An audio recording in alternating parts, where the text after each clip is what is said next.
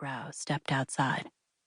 When he saw them, he waved them over, shutting the door behind him, a palpable nervousness in his gestures.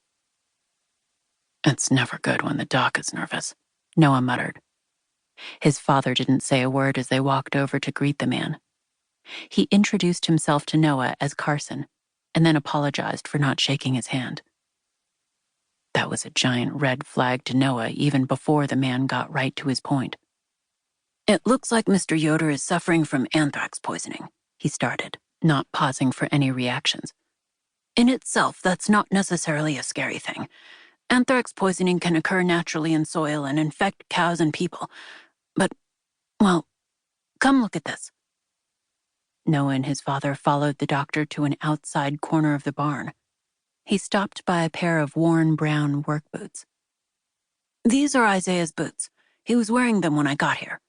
Carson bent down and, without touching them, pointed between the heels. A dusting of white powder could be seen on each. "And this is what I believe to be anthrax."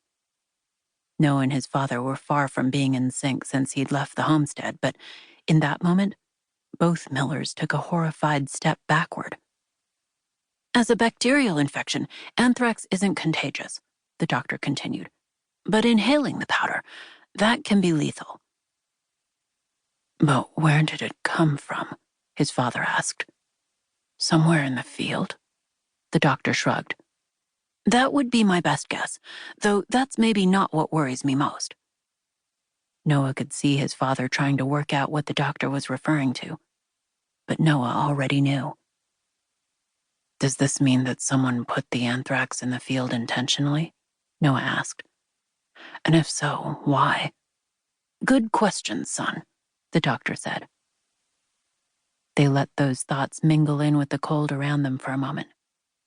No one had to say out loud that their morning had gone from one of worry to something much more. Why would anyone put anthrax in the cow pastures on purpose? Why would anyone target the Amish community like that?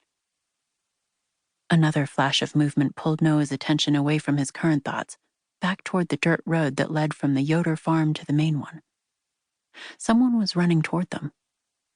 A teenager. And he was terrified. Noah's adrenaline spiked at the sight. He started to run toward the boy, his father and the doctor behind him. When they met him next to the pasture's fence, he glanced at the dead cows without an ounce of surprise, and then put his hands on his knees to try to catch his breath. "What's wrong?" Noah hurried. "Are you hurt?" The teen shook his head and then pointed wildly behind him.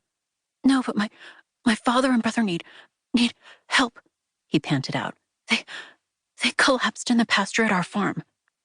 Noah shared a quick look with the doctor. "We need to get there now."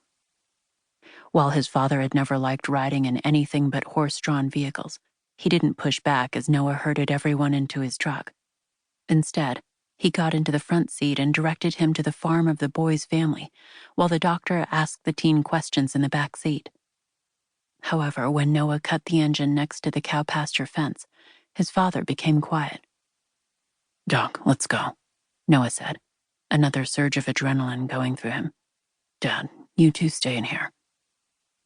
Noah didn't have time to be surprised that his father listened. He and Carson hurried out into the field with purpose and caution. Neither did them any good. The father and son weren't unconscious on the grass. They were dead, black sores on their bodies. Noah kept his back to his truck after Carson confirmed there was nothing he could do. The two were gone. But there were still people they could help. "Isaiah needs to go to the hospital," Noah reiterated, voice low. "I think Mrs. Yoder will agree to that now." Carson nodded. "And I need to call the CDC." He shared a look with Noah and said what Noah had circled back to thinking.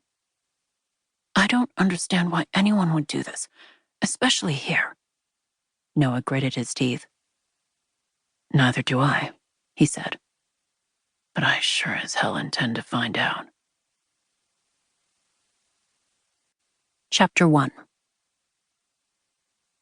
Dr. Carly Welsh was in her chair less than 30 seconds before Director Alana Suzuki was in the briefing room.